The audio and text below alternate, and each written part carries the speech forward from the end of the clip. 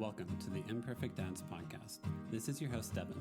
We believe dads care deeply about their family and kids, but they don't always have a space to discuss what their life looks like. Our podcast is a space for dads to discuss the ups and downs of fatherhood and how they feel like they're holding it together or how they're not. Thank you for joining us for this episode. This podcast is part of the Never a Face Network. Make sure to follow them on Instagram or go to the website neverafacenetwork.com.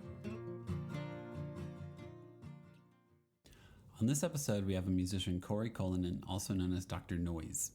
I met up with Cory at his studio out here, and we discussed taking his daughters to the Grammys, his daughters going off to college, coaching his daughters in soccer, and learning how to motivate his kids based on their personalities.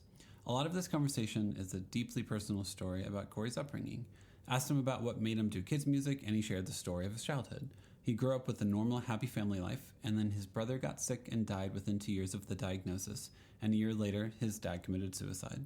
Cory opened up to me about how this has guided the rest of his life, from trying to understand his dad's decision to understanding his brother's acceptance of illness. By performing for kids, he feels like he honors his dad and brother before their life fell apart. So in this episode, there's a lot to it, and I am genuinely grateful for Cory's trust in sharing his story. Just like one more thing. Dad, just start the episode. Oh, my bad. I'll start with I'll try to attempt like I know what I'm doing also. Well, I can already tell that's not true. Yeah, it's not at all, even slightly. I know how to turn the mic on. Well, not here, but no. Let's start out with, first of all, welcome. How'd you come up with the name Dr Noize with a Z specifically? You know, it's funny. Cory? I remember this. So we lived in Silicon Valley when I first started. That's where I grew up. Okay. And our kids were born in San Francisco. We moved here when they were almost 2 and almost 4. Okay. And I had a couple different names that we would see this guy named Andy Z, who's still a good friend of mine, who does children's music primarily in the San Francisco Bay Area, and he's wonderful. Mm-hmm. And so the kids were like, Dad, you should do that. So I started doing kids music, right? So shout out to Andy Z, who literally still is my friend, but was the inspiration for me doing Dr Noize in general. That's cool. And is a wonderful guy, wonderful dad. You should interview him. Yeah, all for it. So I came up with about 3 different possible names, and I remember the one I liked was Big Fat Daddy, which 20 years later, that's not something that you would say anymore. So first of all, it's good that I wasn't called Big Fat Daddy. Yeah. Also, you're not a big fat daddy. Well, and that's what my It's a kids lie. say. Like I'm a former college athlete, and I'm still in shape, and I work out. No. Yeah. But I'm not. Yes, I'm definitely not a big fat dad. And I thought that was part of the funniness of it all. Okay, yeah. But everybody I talked to just could not get beyond that it made no sense. Yeah. So Dr Noize was actually my second choice, which was what everybody else liked, which was a much better choice. So this is actually, on the parenting front, this is a typical story where, sometimes it's good to not think you know everything, right? I thought my kids and all the kids would think Big Fat Daddy was hilarious. Yeah, of course. And the kids were like, but you're not Big Fat Daddy. And my wife was like, isn't that a little offensive? It is. Yeah. So, and this is a perfect example of, what a dumbass I am in general. Yeah. So it's good to listen to your family on occasions. Well, or also, on all occasions, really. It's fun to be, I also enjoy being ridiculous, but also I think hopefully your family, your friends exist in your life to be like, just tone it down a little. I'm not trying to discourage you, but if you could just not for a little bit, that'd be great. Well, it depends on the member of my family. My wife who has class is always, suggesting maybe tone it down a little. Yeah. My daughters, it depends. I remember when I dropped my oldest daughter off for her first day of school at middle school, at Crest Hill Middle School, public middle school here in Colorado. Yeah. And at the time, I had a big gold minivan, a Honda Odyssey. Oh, heck yeah. Yeah. And by the way, when I was a dad of young kids who played soccer and I was a musician, I loved that minivan like men are supposed to love their Porsches. Yes. Right? That minivan was exactly the car I wanted. I could fit half a soccer team in there. I could fit all my music gear. So I loved it. I thought I was super fly in that gold minivan. But anyways, so we're driving on the first day to middle school, and middle school is rather an emotional thing. So I was playing the Bee Gees' "Stayin' Alive." Will you, mother? Will you, brother? Yeah, and I was singing at the top of my lungs. I rolled down the windows and I was singing at the top of my lungs. Oh, joy. Driving them just because I think we made these children. We pay for these children. We deserve to be entertained. Do you see what I'm saying? Yeah, of course. And so I dropped Sydney off. She walks out. She gets about 20 feet, and I had prepared this in advance. Hadn't told her this, but she gets about 20 feet into the sea of new, insecure children, including her. And I stop singing "Stayin' Alive," and I yell, "Don't leave me, Sydney! Daddy loves you so much!" And I see her body sort of tighten up, and she doesn't look back, and she just keeps walking. But the reason I bring this up, that some of your family urges restraint and some of your family doesn't. 2 years later, when I'm dropping Riley off at middle school, we're going there, and she's like, "You're going to do the thing, right?" And I'm like, "What's the thing?" Because I haven't even really... You forgot? Yeah. She's like, You're gonna do the humiliating dad thing, right?" And I'm like, "You want me to do that?" She said, "Oh, yeah." So I did it again. Yeah. With Riley. So I'm not always asked to be restrained, is what I'm trying to say. My kids have sort of, learned. They've learned. But kids are different. Like one of my kids at soccer games wanted, I could tell it was good for one of my kids to yell, "You're doing a great job, great play, that's awesome." Yeah. And that would make her feel great. Mm-hmm. That was Sydney. And Riley hated that shit. Yeah. Like Riley hated when I would point out. So I learned, and I love this. I would literally, I remember once a referee coming over and everybody was cracking up on the sidelines because he was upset at what I was saying to my child because I was saying things like, "Riley, I can smell you from here. I can tell you're running." And, that was the worst play I've ever seen. That was what Riley liked. She thought that was hilarious, right? Yeah. And the parents thought that was hilarious too. But I remember at one point a referee coming over and going, "Sir, you all right, man?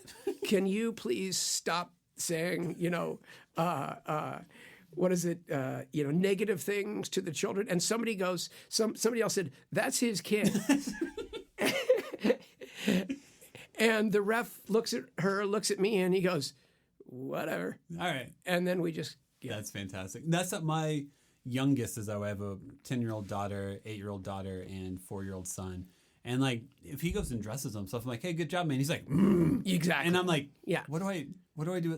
I'm trying to positively reinforce stuff here, man. And, my middle child is very much if you can make it a game, she's all in, no matter what. Firstborn, 100% firstborn, where you're just like, "You did this well, you did this technically, you did this accurately." And she's like, "Thank you, I would like to hear this more." Yeah. Yeah. Nice. Well, at least they give you feedback. For now. They're young enough in which I think they still want my approval. So in 2 years, once the oldest gets into middle school, I assume no. I will have, it's just where's my food? That's what I assume all conversations will be. Since we're talking dad stories and everything, you just went to the Grammys and took one of your kids with you, didn't you? Yes, I took one of my damn kids to the Grammys. What happens is I get 2 tickets. I mean, I have to buy them, but you get access to 2. Yeah, tickets. I'm a Recording Academy member. I used to be on the Recording Academy board for a few years. Mm-hmm. All sorts of funny stories there, but we don't need to go there.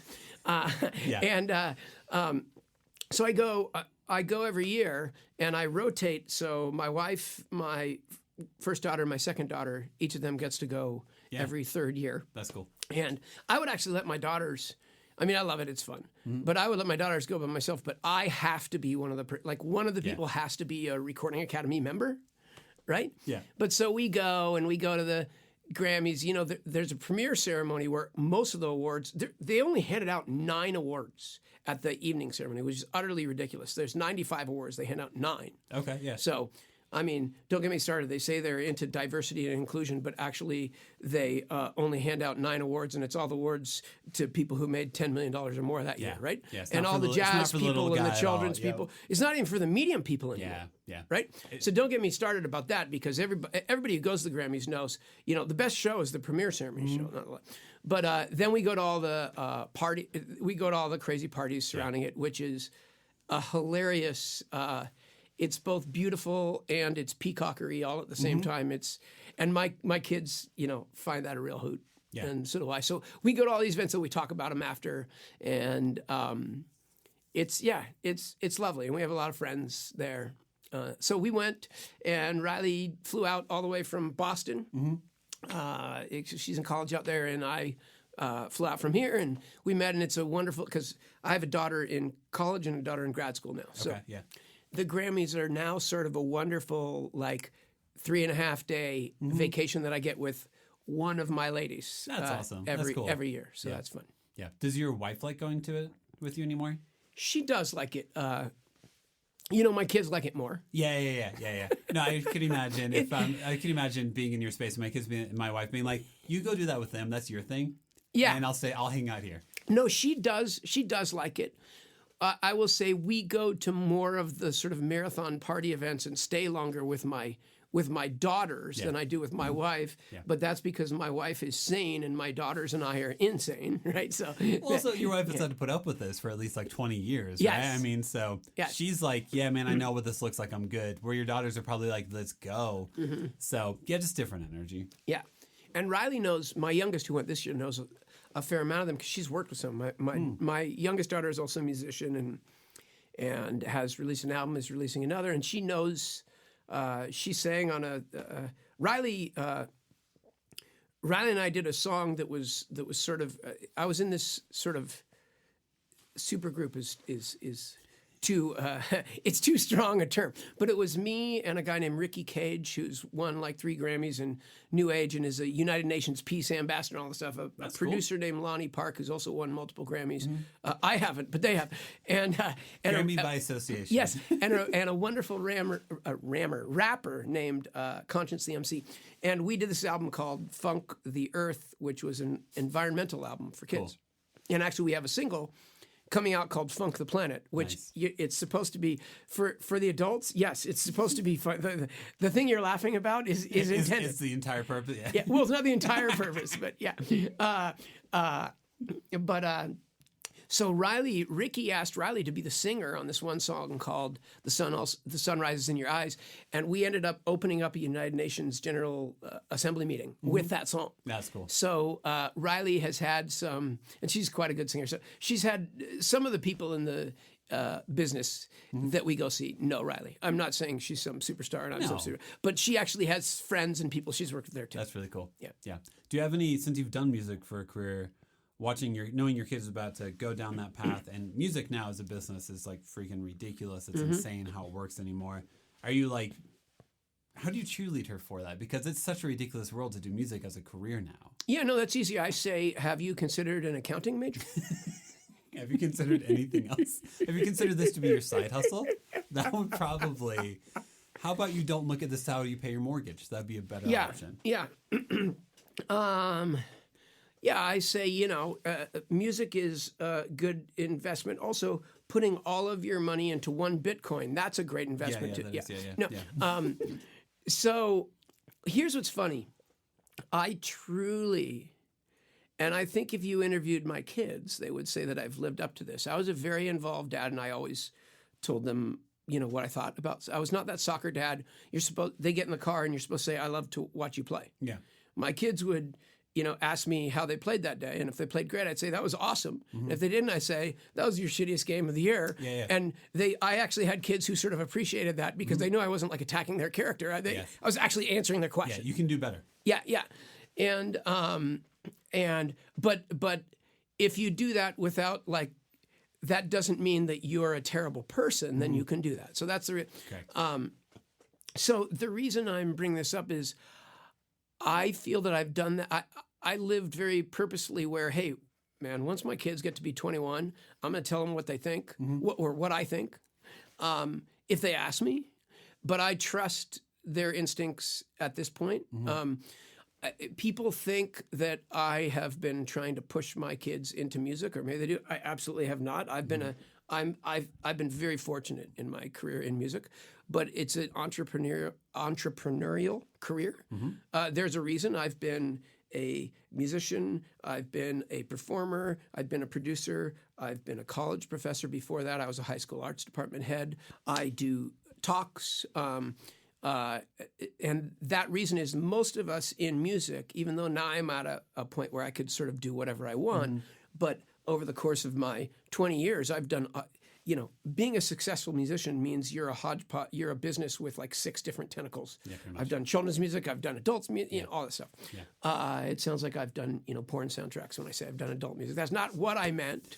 I don't. Although there's probably a lot of there's probably a lot of money in that. So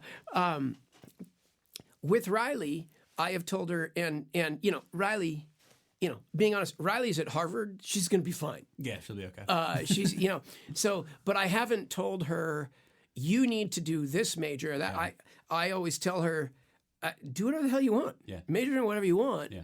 And you're gonna, you can figure it out. I'll tell you, if you want to know, there's a clearer career path if you're a finance major than if you're a music major, but you'll be fine either way. And I don't really I'm not going to push you in that. And it's interesting because she's told me a lot of her friends, especially at a school like that, her parents a lot of their parents are saying, you have to be a doctor. Yeah, you of have course, to be, you're at Harvard, you have to do whatever. Yeah.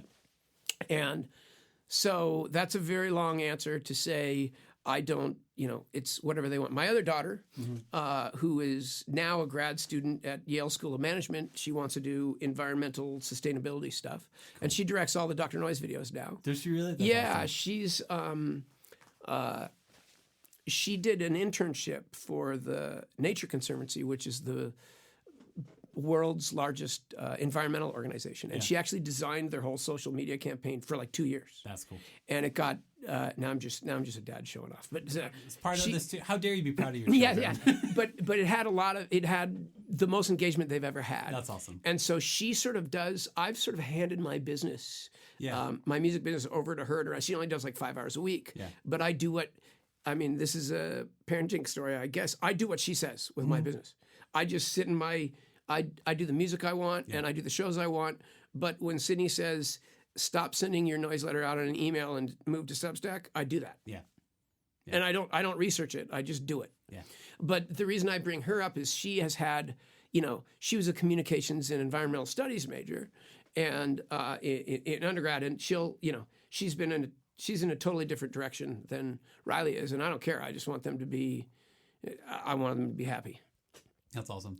But yeah, basically, Riley's going to be living in a 300 square foot flat apartment, miserable, trying to be a musician. And, Sydney's going to go out and get some high powered corporate job after Yale School of Management. And I'll openly laugh at Riley for trying to be a musician like me and say, why can't you be more like your sister? That's good parenting, right? I don't know a lot about parenting. I do know a lot about therapy bills. And hopefully part of your business management is a fund for therapy for yourself and her, realistically, based on that. Yeah. So, I mean, I serious comment. I felt music is I have actually seen it. I have nothing against therapists. I've seen therapists before. Yeah. But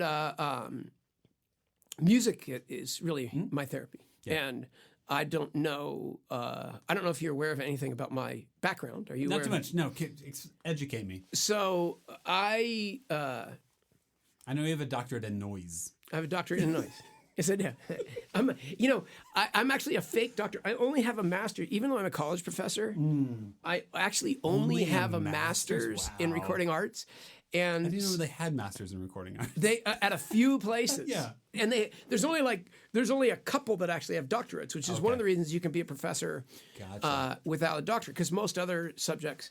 But basically, what I'm leaning to is from the get-go, I am lying to children as a children's artist, because I'm actually not. You're not even a doctor. I'm not even a doctor. Not even how you spell noise. Yeah, and I don't know how to spell noise. Yeah. So basically, what I'm telling to all the listeners, I'm a terrible example. You should not. Foist my music. We are leaning into the imperfect element of the podcast name, and I appreciate that. Yeah, but when I was growing up, I grew up in Silicon Valley, and I had this idyllic Leave It to Beaver childhood. I just lost like 70% of your audience by name dropping Leave It to Beaver. Leave It to Beaver was a show, a television show with Wally and Beaver. By the way, it was before my time too, but I'd seen a few episodes, and it was known as this sort of idyllic childhood. It was like the Cosby Show of its time, which is a weird reference now. It is now. Yeah, but at the time, I am not endorsing Bill Cosby. Let me just say that out loud. he actually comes up frequently because people are like, but he was such a good dad. But well, no, it was weird. Now, we're wandering all over like like how's your ADD? Dads who can't focus. Yeah, But no, that is a weird thing because I loved the Cosby Show when I was growing up. I loved all the time. There's a reason why he's so famous. Yeah, now I'm like, I'm not supposed to love the Cosby Show. Yeah, never mind. Yeah, so I mean, there are other shows and celebrities like that as well, right? Yes. Anyway, you had a childhood that was idyllic. I had an idyllic childhood, and my father literally coached everyone in town in soccer and basketball, and my mom was like a PTA president type mom, and my brother was this famous computer programmer. He was 2 years older than me, and he was so well known. He was literally interviewed by Jane Pauley on the Today Show as a young entrepreneur when he was like 16. That's cool. And my dad was the mayor of Los Altos, which is really? a big Silicon Valley town, the town that Steve Jobs grew up in. Yeah. And a month after my, and so I saw, the reason I'm bringing this up is I saw what this like immaculate, beautiful, wonderful, my dad was a great dad. He was fun. He's the dad everybody wanted to have as a dad. Gotcha, right? Yeah. And the reason why that's so interesting, and I'm sure if a psychologist analyzed me, which I've never done, maybe I should do, and they would say, this is probably why I sort of live this, life as Dr. Noize, going around being a Pied Piper, semi-dad to all these kids all around, right? Is a month after, I think it was a month after, my brother did that Today Show interview. He had his first seizure. And at first, they thought that he was, he had epilepsy. Yeah. It turned out he had a malignant brain tumor, which was extremely sad and extremely ironic because he was literally known for his brain as this genius kid in the dawn of the computer age. And over 2 years, he gradually, he had surgery and all that stuff, the best brain surgeons at Stanford and whatever, but it didn't work, nor was it probably expected to work. And so over 2 years, he lost function in his body. I remember Steve Jobs would come over and visit him. I mean, this is who my brother was. Steve Jobs took me and my brother on a tour of Next for like 2 hours. Seriously. He was in between Apple gigs, right? Yeah. And then my brother died. Yeah. And how old was he when he passed was away? 17 and I was 15. Dude. Yeah, that's young. Yes. And I remember he applied early to Stanford and he got in like a month before he died. Yeah. And then I went there 2 years later. I was their consolation prize. They sort of had to let me in. You get you. Yeah, exactly. My father, I could go into all the details in the world, but the bottom line is I saw a great man, destroyed by losing his child. And less than a year later, my father was dead. My father had, you say, died by suicide. Now, it feels different to me than saying that. My father chose to end his life. Really? Okay. And he went out and bought a gun, and that day he shot himself. Yeah. And he actually shot himself in my car. Dude. Because it was the shittiest car in the family. It's very dark. It was a generous act in a weird way. He guaranteed you get a new car in some way because you can't drive that car anymore after that, right? You know what's funny though? This is dark. This explains your dark sense of humor. I like you. You're also. very nice. I'm you a have dark sense of humor also. Yes. So what was hilarious about that is I ended up driving a black Trans Am that, I shit you not, we had bought like 2 years earlier because my dad, my brother, and I were really into Knight Rider with David. Did it talk to you? Did the car talk to you? No, but it totally look like that car, right? Well, did your brother or dad sit in the front seat and do the Knight Rider voice and act like it was talking to you? Yeah, all that stuff. And so, there was no computer car, but my brother, who was a computer, he was going to work on that, right? Yeah. But anyways, so I actually ended up inheriting this car instead of my old shitty 65 Chev, which I loved. Yeah. Because Los Altos is it's a rich kid's town. Okay. I did not. So I ended up with this nice car. I mean, it's not like a Porsche type. There were kids driving way nicer cars, but I actually did not like driving around in a car that looked like I was some pampered kid with this nice hot rod sports car. I thought the car was beautiful, and it was. I'm actually. You're getting me to dive into psychology I've never thought of. Yeah. It was weird at that time driving around that car, and my brother and my dad had just died, and everything's going to shit. Yeah. But I'm driving around looking like some little rich prick. Yeah, exactly. Yeah. Which in some ways like everybody died, so here's your car. Here's a nice car. This is the only one left, right? Yeah. But anyway, so my father died, and I remember at that moment. Actually, it was in a moment earlier than that. I remember thinking, I'm in charge of my life now. Absolutely. And my mom did an amazing job. She did everything she could for my dad. She did everything she could for my brother. Yeah. But she was pretty broken for that's fair. Fair reasons. And so I went from being a very attended to kid with very attentive parents to, honestly, as soon as my brother got sick, and I say this with no ill will, no judgment. Nobody gave a shit about me. I was just doing whatever I wanted, like in high school, which in a weird way was kind of nice. But I remember, here's, I guess, I don't think I've ever told this story publicly. Yeah. But after being somebody who really knew what two wonderful parents and what a wonderful family life was like. Yeah. I remember my brother sitting my dad down, and my dad had, he was drinking more than he used to, and things. He was just in a horrible place, and I understand it now. If my oldest child died when... I have no idea what I would do. I have no idea what I would become. No idea. I understand and I don't want to find out. Exactly. Yeah. So I have more... It's interesting. I have both more empathy and more judgment for it now as a parent than I used to. So it's weird. I just sort of used to be sort of neutral, like, way it happened, and, my dad was great, and then he died. Yeah. And now I have both of the ends of, I get it, man, Dad, I love you. That would be... and how could you leave me and my... I have both of those because I don't think I would do that, but But who knows at the same time? Yeah. Clearly he was distraught. Yeah. And he was my dad was a Stanford MBA, and he was somebody who... This sounds very cliched, but it was true. My dad was somebody who was used to accomplishing what he set out to accomplish. Yeah. Whether it's the school he goes to, he runs for the mayor of a big Silicon Valley town, he wins. He's got a nice consulting job. Yeah. He knew how to achieve.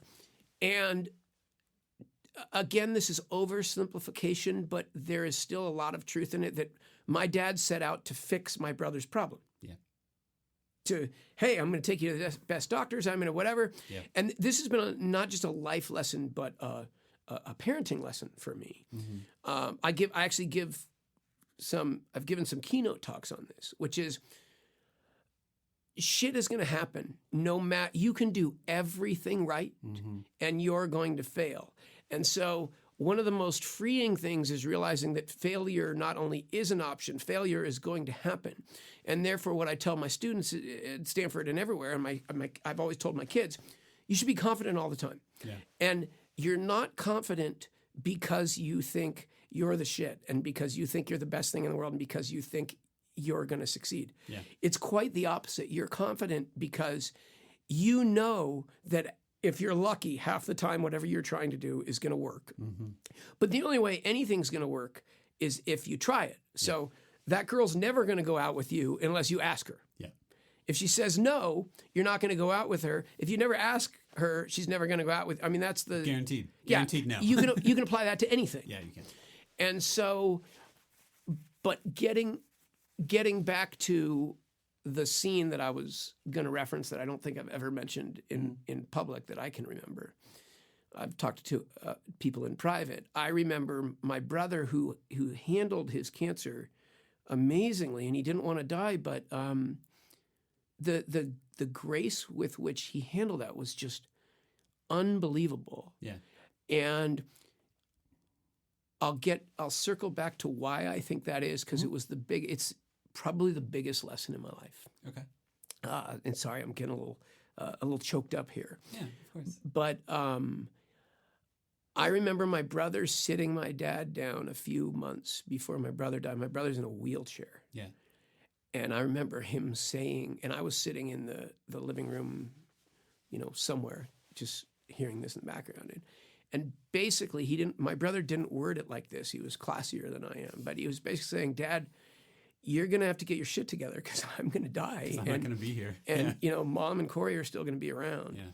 And I remember my dad saying, okay, but I could tell, and I think my brother could tell that was not going to happen. Mm-hmm. And I remember that moment, I think I was 15, I think. And I remember thinking, I'm in charge of my life now. Yeah. And this is not both of my male role models were gone. This is not a diss on my mom. My mom was doing an amazing job, but I remember thinking, I am not going to burden my mother. Yeah. This is where I'm going to really, with anything. Mm-hmm. Right? She's had enough trouble. Yeah. With these two. I'm not blaming them. She just has. Mm-hmm. And so from that point forward, what I do, I felt accountable for succeeding without burdening my mother with that to some degree. And that was freeing in some ways. And I actually wrote about this in my Stanford application. I remember writing my essay was about the two male role models in my life, my father and my brother. Mm-hmm. And I think I did this without judgment, just saying they both basically faced the, here's a geeky reference, the Star Trek II Kobayashi Maru test, where you're going to fail. Okay. Right? Yeah. And there's a really geeky 80s reference for you right there. Go look it up, Captain Kirk. Yeah.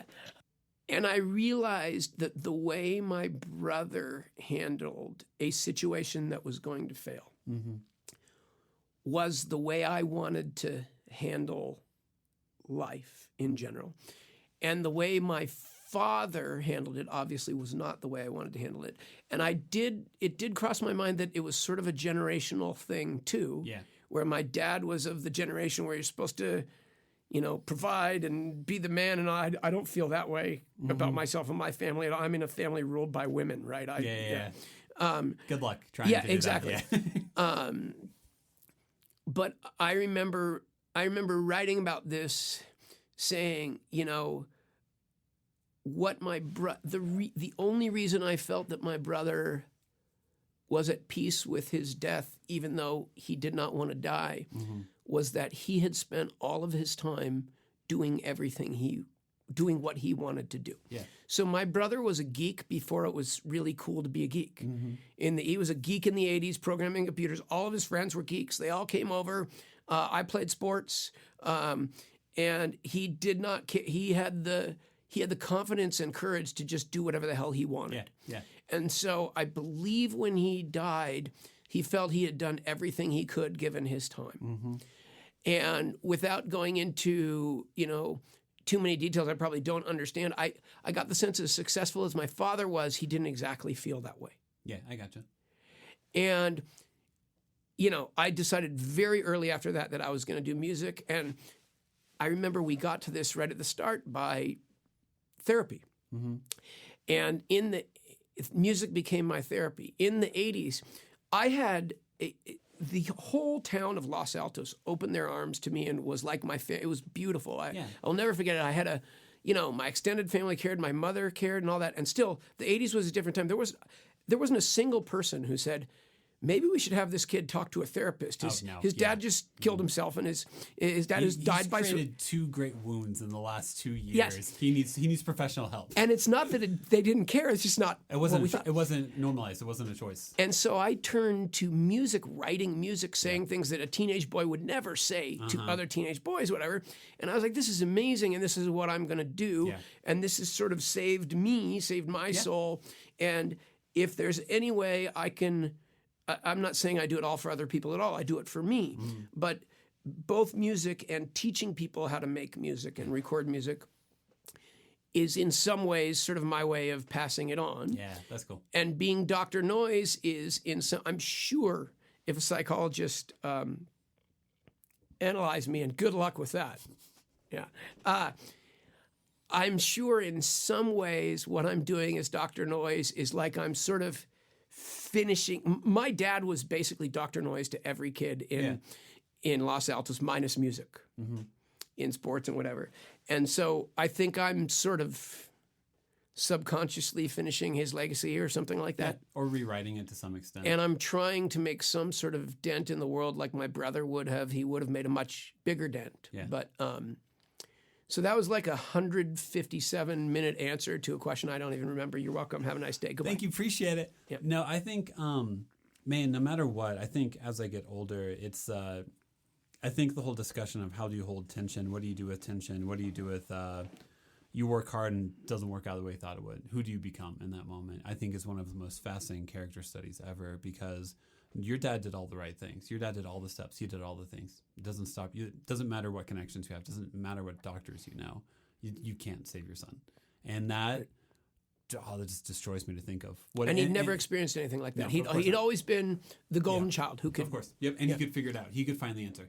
Right. And I don't doubt that your dad loved your brother and you deeply, in a way in which whenever he realized everything he thought that gave him influence, gave him power, meant shit. How does that not destroy you? How do you look in the mirror after that? Well, and one of the... I don't doubt that either. Yeah. But I'm still... And I don't think I'm wrong for... I'd be lying to you if I said I understood it as a parent. I'm also angry as a parent. I'm like, absolutely. dude, you left, right? There were other... he did what he did. There were other options, man. You could have done other stuff. Right. And this is one of the reasons why, let me put it this way. I feel that if somebody who is as clearly fucked up as my dad on that, I'm sure he looked like hell on that day. Yeah. If that man was not allowed to buy a gun at a gun store in Mountain View, California, You have a different life. I think he would have seen through to the other side. Yeah. And so, That's valid. that's something that makes me angry. Yeah. Who is this guy who sold a gun to this guy on that day? Yeah. Like, what did this guy look like when he came in the store? What did he say to you? Did you just walk in, I'll take this one, and then didn't speak? Yeah. There's got to be something to make this not so easy. But what I have thought as a parent, and it's guided a lot of not just my parenting, but my life, but in particular my parenting, because I have a lot of... Everybody tells me I act like my dad, I have characteristics like my dad, whatever. And I always am like, oh, great, and oh, shit, all of them for obvious reasons, right?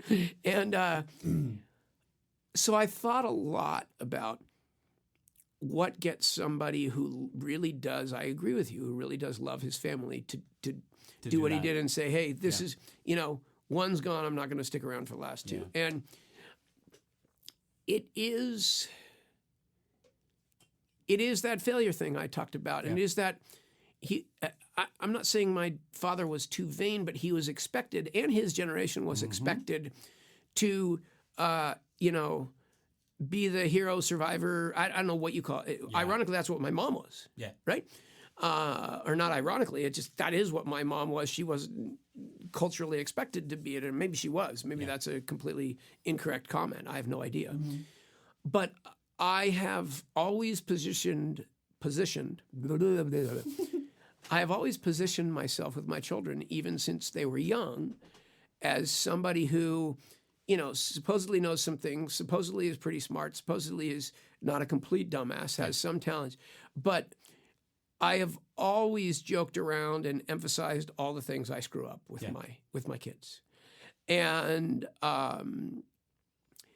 I said in an interview that I did with this Authority magazine thing that they asked me this interesting question about why do you think you connect with the audiences?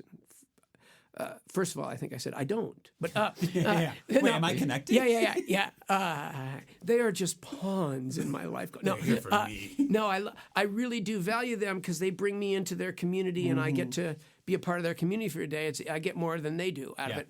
I think that why I connect with my audiences is I think with everything I do, whether it's kids or adults or even teaching, I take my music very, very seriously, but I don't take myself that seriously. It's not an act. Yeah. So I will spend $120,000, as I did once, raising money to record a orchestral album for kids to introduce them to the orchestra. And when I walk into the symphony show in front of 1,500 kids in the audience, I fall down and trip and do a flip when I walk in on purpose. Oh, you Willy Wonka it? Yeah, I mean, just stuff like that. That was one of the things I would do in that show. And so it's sort of a way of, that also opens it up. I like to bring kids up on stage. Cool. And if you do dumbass stuff on stage, it feels much more liberating for people to come up on stage. Yes. They're like, oh, it's cool. Yeah. I can't look dumber than that guy. Yeah, exactly. And I do think that's something that I learned. It sounds weird. I think my father took both what he accomplished and himself very seriously because he was supposed to. Yeah, absolutely. And even though obviously he did not fail, but he felt like he felt in that particular thing. Yeah. But I don't ever assume that I'm going to get all this stuff right. I really don't. Mm-hmm. And I have seen that when you need that all to be right, I think it can be very damaging both for you and for what you're passing on to your kids, which is, hey, you need to be perfect. You need to get to X school, and you need to do this, or I'm not going to be happy with you. Correct. And one of the things I've found, my kids are at nice schools, but I've found that if you try to model, I try to achieve excellent things, but I try to achieve them because I'm interested in those things. Yeah. I don't try to pass on expectations of them, which is like, you have to do this or you have to achieve this. I think. Hopefully, right? I try not to. Yeah. Yeah. Because you know how much it frees. Because it's I genuinely think expectations are fascinating. Because if I have a kid who goes to Harvard or something like that, I would have I would inherently have an expectation to have to work through of you're going to get a really good job after this. And it's no. Focus on their experience. Are they learning stuff that they want to learn? Are they finding themselves in their studies? As opposed to, it's really easy to be so what job are you getting after this? It's easy to look at the predictable life plot or whatever and hold them to that expectation as opposed to do you like any of this? Yeah. And I think more parents nowadays, because they've had the experience of doing stuff that they didn't like because they thought they were supposed to, they watch their parents do it, all this stuff, that when their kid starts to go out on their own, they're like, but do you like this? Is this who, do you feel like this is who you are? Does this resonate with you? As opposed to being like, well, you went to college for it, you better do the damn job. Yeah.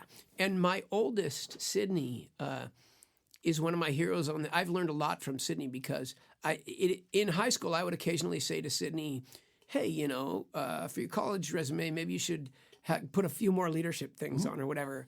And her answer was basically, dude, I'm not doing that just for my college application. Yeah. And it was interesting because I think all three of the rest of us in the family would do something like that. And she was just like, good.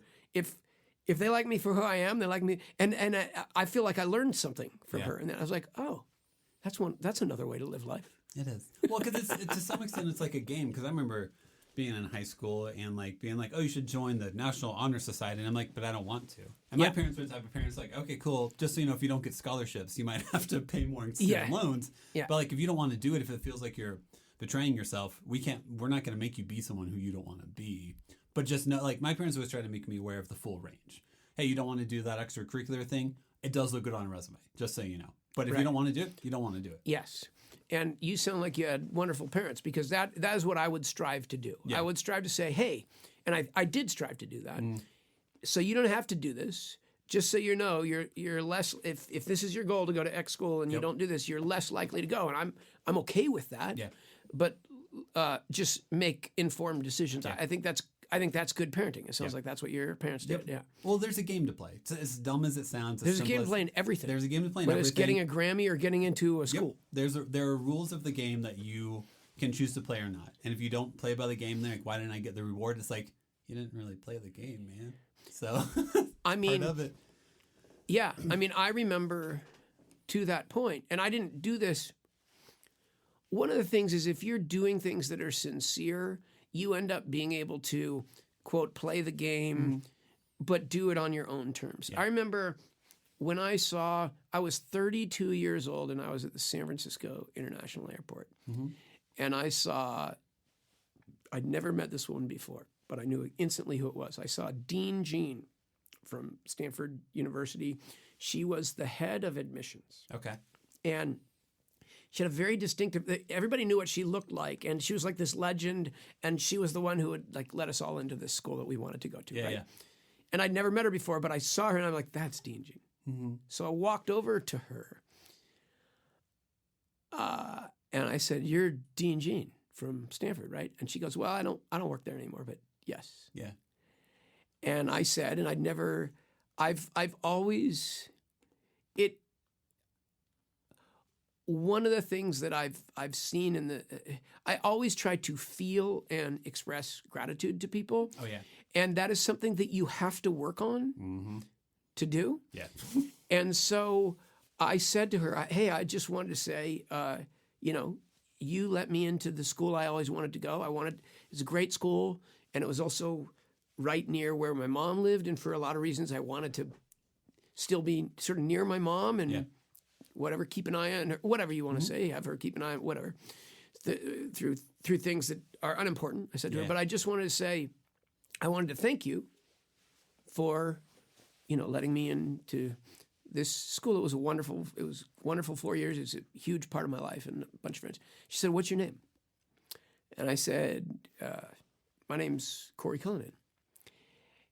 And she proceeded to tell me in more detail than I remembered what I wrote in my application essay. Yeah. She told me about my dad, my brother, my mother. And she said, I'm really glad, you came, and I'm glad you had a great experience, and thank you for coming to talk to me. And that was amazing because that was 14 years after I applied at 18. And the reason this story came up here is you said, there's a game to play. And I realized in that moment, I had not written this essay for this reason. It was the most important lesson in my life. But I walked away going, oh, you can sure as hell believe she remembers the computer genius kid who did not get in. Yeah. And she's living in the Bay Area. She saw the story of what happened with my dad. It was all over the news. Yep. And so when I applied and wrote about this is not a story that was foreign to them. Yeah. And I realized unintentionally that was a strategically wise essay, even though that's not why I did it. Yeah, you're speaking your truth, right? But I made the joke to you at the start. I was the consolation prize. They didn't get my brother, so they got me. Yeah. And you can sure as hell believe they thought that as they read it. They were like, "Oh Jesus, oh God, we gotta let this kid in." So yeah, that's awesome. I don't know if it's awesome, but that's quite a story. It was amazing that she knew who the hell I was. Yeah, that's cool. No, I think gratitude and empathy, right? That's what if I can teach my kids anything, if I can embody anything, gratitude and empathy. Because I don't know, you can make gratitude as simple as you want. I woke up today. Hell yeah. That's awesome. And empathy? Oh, who thinks our world has enough empathy? Like, no one. So no, if you can somehow embody in yourself and then your kids see that you are trying to be grateful and empathetic towards your existence, I feel like that leads to a world I want to live in. And it's funny because I supposedly have this, I mean, not supposedly, I do have this story of, childhood trauma, whatever you want to. But I always remind people, I actually grew up in a really nice home with I'm an extremely fortunate individual. Yeah. And while I would not choose what happened in my family to my brother and my father and for me, it shaped me in ways that it has equipped me to view life in a different way. And I had already been given the foundation of, this is what it's nice to have a nice family life. And I wanted to recreate that with mine. And So I do. I have been very, very fortunate, and my wife answered the door. I don't know if you noticed this or knew this. My wife is blind. Mm-hmm. Yeah. And when we started going out, she was legally blind, which means you can see a little bit, but not very much. Okay. In her case, she has a condition called Stargardt's disease, and I always, she was beautiful. She was brilliant. She was in a cappella group. I like to go listen to her sing. Yeah. But she also, she reminded me of my brother a lot. You can insert all the dark comedy you want there. Wait, he was really into his brother? Yeah. You missed your brother. You respected and loved your brother, Cory. Oh, there you go. Yeah, there's a generous read for you. There you go. But I saw the same combination of resilience and gratitude in her. Like my wife has never acted like if you talk to my wife, she will always tell you she's really, really lucky. Yeah. And she's actually extremely unfortunate. In the last 5 years, she's basically lost all her vision. She really only sees bright, and she can see whether, lights on, lights off. That's pretty much it. Yeah. And so she uses a cane now and all this stuff. And she doesn't bitch about that. She doesn't whine about that. And the condition that she's had first of all, there's only like 10,000 Americans. That's probably the wrong number. But there's a very small number of people in our country who have this disease. Yeah. And of the people who have it, only like 5% lose all of their vision. Most of them keep it. Oh, and man. The difference... The difference between having 3% vision and 0% vision is actually a starker difference, I think, in many ways, than having 100% vision to 3% vision. Yeah. Because at least when she had I'm just making up the percentage. Yeah, I got you. Yeah. But at least when she could see a little, she could like navigate on her own, and now she can, right? And yet she wakes up and says, I love you in the morning, and she goes on with her day, and she's more successful than I am in a million different things, whether it's, parenting or career or whatever. And that's been on the gratitude front, that's, she's not a pawn in my life. She's the person I love. Her disability is also not a pawn in my life, but it is something that reminds me, geez, man, maybe you could stop, you know. What do you got that's so bad? Yes. And it has certainly been helpful for my daughters to see a strong, smart woman who doesn't, bitch and whine about stuff. I will tell you a few times, and we always do it with a little smirk. Yeah. We always did it in high school when our kids went through some. My daughter Riley had a scoliosis brace for 2 years in middle school and high school, which is like, And I was proud of her because she would wear it outside of her clothes instead of inside. She just wanted to say, whatever, I am what I am. Yeah. But I'm not saying. I only bring that up to say my kids have had issues of their own. But occasionally in high school, we live in this big house with a recording studio. It used to have literally an indoor soccer field, and mom and dad are reasonably successful people, whatever. And so they have a nice life. And occasionally they would come to us and somebody would, be, whining about something, complaining about something. Yeah. And it only happened like 3 or 4 times, but there were a few times, I'm not going to lie, that we would say with a smirk, we'd say, so Mom went blind when she was a kid, and my brother died, and my dad killed himself, but let's talk about the social problem you're having. To me, and they would actually laugh, and then I would say, "Okay, no, I really do. I really do care. I do care. All I'm trying to say is let's put it into perspective. Yep, that's all. Well, because to me, humor is a great equalizer. Yeah, because it is the moment to be like, it'll be okay. We're gonna figure it out. Yeah. It's not to diminish or belittle anyone. It's just to be like, you know what, that does suck. Not as much as being blind or finding your dead dad's body in your car, but it does suck. Yeah. Actually, on the dark. So I did not find that. I learned. Good. I read the news. There was an article in the San Francisco Chronicle. This is a weird thing. I never saw my father after he died, and I've had. I don't have him so much, but I used to have dreams that it turned out that he was, living on some island somewhere, and I suddenly Fake the whole realized that thing. he hadn't died and whatever. And I remember I had never had dreams about that with my brother, and I was there when my brother died. I was there when he passed away. Yeah. And so somehow intellectually I've always known both. Yeah. But my subconscious has never thought maybe my brother's alive. But over the decades, I've had weird dreams about it. Yeah. Oh, it turns out my dad is just, And then when I wake up, I have really mixed feelings about that too. I'm like, seriously? Isn't it fascinating what your brain does with closure? Yeah. Like your brother, you clearly had closure. You watched it. Your dad is like, well, I didn't technically see the body. And you're like, hey man, this is just a weird trauma response. Yeah. Yeah. I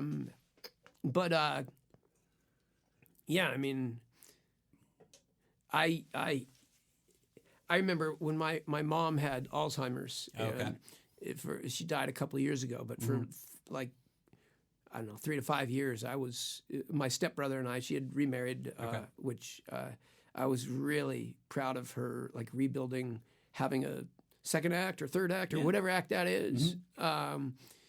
And my stepbrother and stepsister and I were sort of, managing their life for the last few years. My stepfather had some issues, and my mother had real Alzheimer's. Yeah. But I remember when we cleaned out her house after she passed away, and I found all these skeletons that I didn't know existed. I found a suicide note that I did not know existed. What? Like stuff like that. I mean, I can understand not showing your son the suicide note, but... And then I went back to this sounds weird, but I went back to the news reports, and I noticed there actually was, they referenced that there was a note in the car, but I'd never seen it.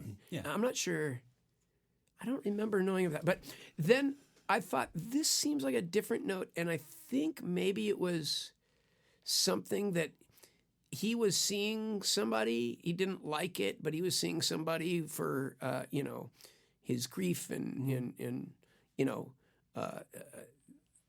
drinking and things like that. And I was wondering if this was some sort of exercise, because there was also, okay, I don't know what, I've never said this stuff in public, but there was also a letter to my brother who had passed away. Mm-hmm. And we were like, wow, what is this? Yeah, of course. And then we started thinking maybe this was an exercise that he was doing. Write a letter to your son. Write a letter to yourself. All that. Yes. But it was, when I saw that stuff, it just reinforced to me again just all the sort of trauma both my parents had gone through, especially after, building a life that was in many ways perfect. Yeah. And again, it comes back to I think about this all the time. I get up and I think my life is good right now. Mm-hmm. And, this afternoon, I might get some diagnosis. I'm not a religious person. Yeah. So the way I look at it is I'm going to make damn sure that my 2 kids and my wife know that I love them, and I'm going to try to make some sort of positive dent in the world, and I'm going to try not to forget to enjoy it while I'm doing it, because I feel like my brother enjoyed what he was doing more than my dad did, though my dad was doing a bunch of stuff he wanted to do, and I've spent my entire life trying to figure that out. Yeah. And I don't think I'll ever figure it out. In fact, I know I won't. But what I do know is that is one of the keys, which is how do you come from a place of gratitude and satisfaction? But I personally believe, at least for me and for almost everybody I've ever taught, you also have to be striving to be better, accomplish something better, do something better, or you're not exactly happy. If we're all just sitting around watching Baywatch, I just dated myself, whatever the equivalent of Baywatch is now, sports, whatever. Yeah. It's, I don't know. Real Housewives. Have you ever tried that? Like, I've tried like living a life of leisure for like 2 days or 3 days, and it's great for a while, and that's just terrible. Yeah, I don't know how to do it. Yeah. I don't even know how to do it for like 2 hours. If you're like, go watch a TV show for 2 hours, I'm like, but there's no. Yeah. And so, I think I'd like to watch, Back to the Future and the, Star Wars and whatever 80s James Bond movies reminds me of my childhood over and over again. And the truth of that is I'd like to watch it for like 2 to 4 hours. And then I'm like, Let's go scream something. Yeah. And so it's a combination of ambition and gratitude and realizing that the biggest impact that you're going to make on the world is the people you directly come in contact with. So whether that's your spouse, your wife, your husband, your children, if every time I go play a show, there are certainly times when I'm like, oh my God, I have to play my, third show in 3 days in, whatever, Silicon Valley or Wyoming or whatever. And I always think, dude, put on your big boy pants. Yeah. Like most people have real jobs. There's a bunch of kids and parents out there who are excited to see you. They just want you to exude the love of music and them, and they will give it back in spades. Yeah. And as soon as you think that way, then you have fun. It no longer becomes, is this going to be the greatest show that I've ever played? Mm-hmm. It becomes, is this going to be the greatest connection and the greatest experience that I can have with these people? Yeah. And that's a different thing. That's very different. Very much so. And parenting is the same way. Look, kid, I'd love for you to be successful, and I want you to be successful. And certainly part of that is pride as a parent, but most of it is my inherent belief is everything. I've been a elementary school teacher, middle school teacher, a high school teacher, and a college teacher. I'm a college teacher now, but only in the summers at Stanford. Yeah. But I love teaching because it connects me to not only young people but people who are in the process of building their lives, and that's just so exciting. Yeah. And no matter what generation, I've always thought that if you're not striving for something, eventually you feel lost. So I don't think it's wrong to push kids. Yeah. But I think it's wrong to push kids for status rather than push kids for internal meaning and purpose. Yeah, I get that. And so I try to express that in the Dr. Noize recordings are all sort of musicals and stories, and all of the characters are basically, they're all in a band called the International Band of Misunderstood Geniuses, led by Phineas McBooth, who's named after Paul McCartney. Really? Phineas McBooth, Paul McCartney. Oh, gotcha, yeah. And the first two albums are basically the Beatles story where they become so popular that they can't play concerts anymore because everybody's just going, ah!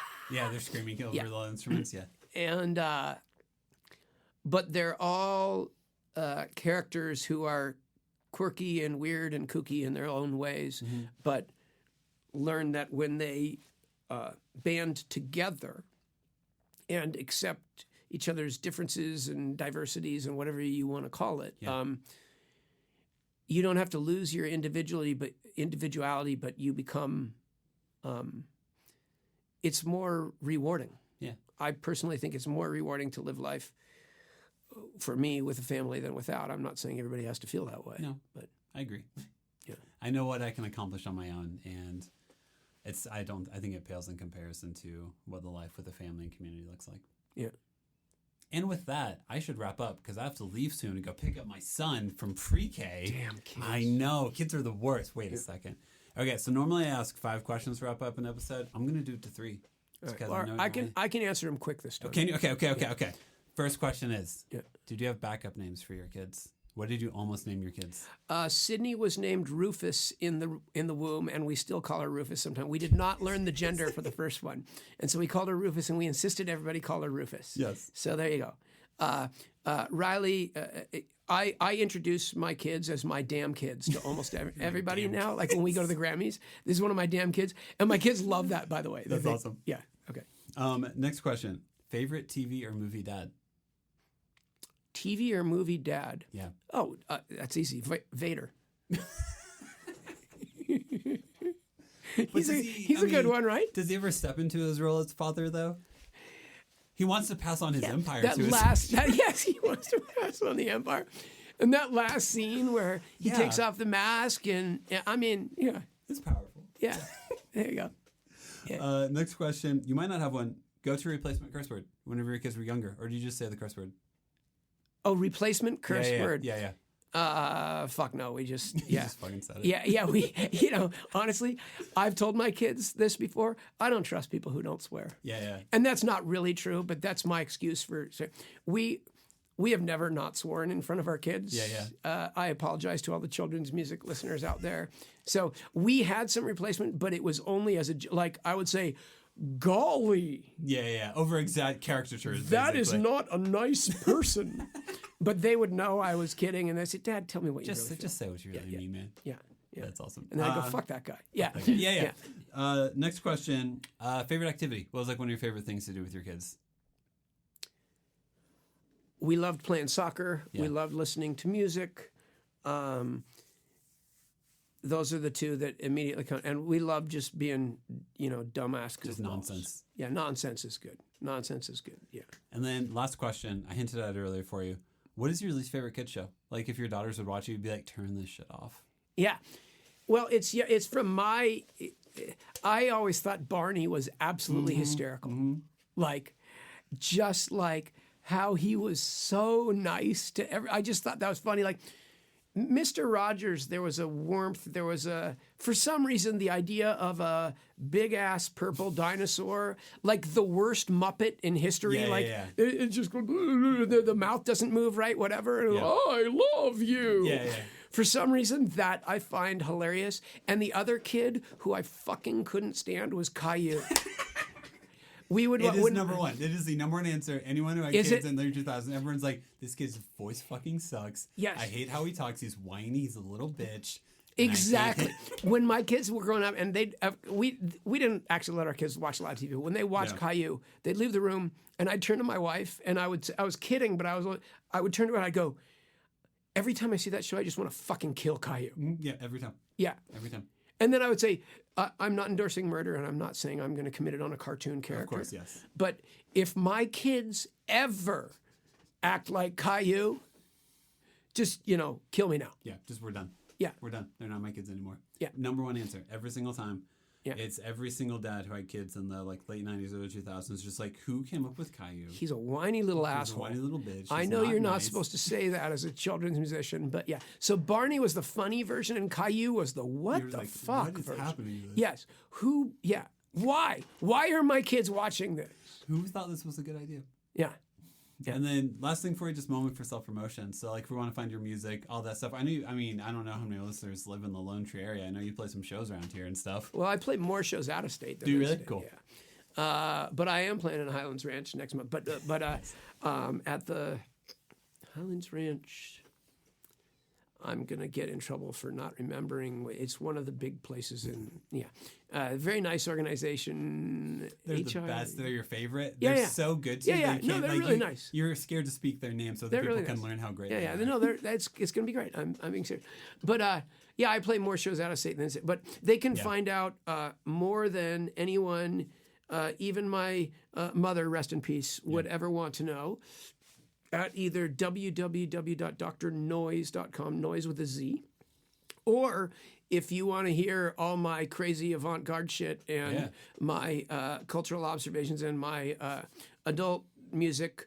Again, it sounds like a porn soundtrack.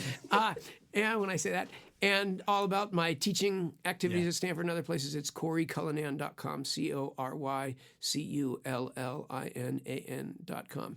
And you can see my face up on the FBI's 10 Most Wanted in most post offices. Interesting. What's the reward again? Yeah, I believe it's up to $3 million. Oh. Yeah. So my kids are hoping to go to college, so that's a great way to get it. I left the handcuffs at That is a great way to get it. No.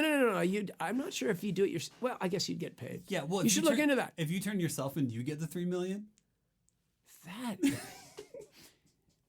That is a great. That is a great I question. heard there's a reward on me. Does that? Well, if you have a system built into the prison where you know you're going to get busted out, Yeah. Oh, that's yeah, the way yeah, to do it. yeah. Then you make your $3 million. Yeah, yeah. You got to make sure it's the bank account first, though. Yeah, you head off. Crucial. Yeah, yeah. So, But Cory, thanks for your time, man. thank I really you. appreciate it. It's been a pleasure. It really has, and I've really enjoyed it. And I know you and I have, texted back and forth about soccer and other Yes. things for months before we could actually Yeah. make this happen. Yes. So, Yes. thank you for having me. It was, Of course. it was a pleasure. Really appreciate it. Thanks for your time and your recording studio as well. Oh yeah, yeah. my under construction part of it is under construction, but That's right. this room is not. Yes. This one was good. Yeah, yeah. We're expanding. For people who don't know, we're expanding to another room, and so Yeah. outside of this beautiful, pristine room and control room next to us, Only chaos. It's kind of a Only chaos. chaotic mess. Yes. All right. Thanks. Perfect. Appreciate it.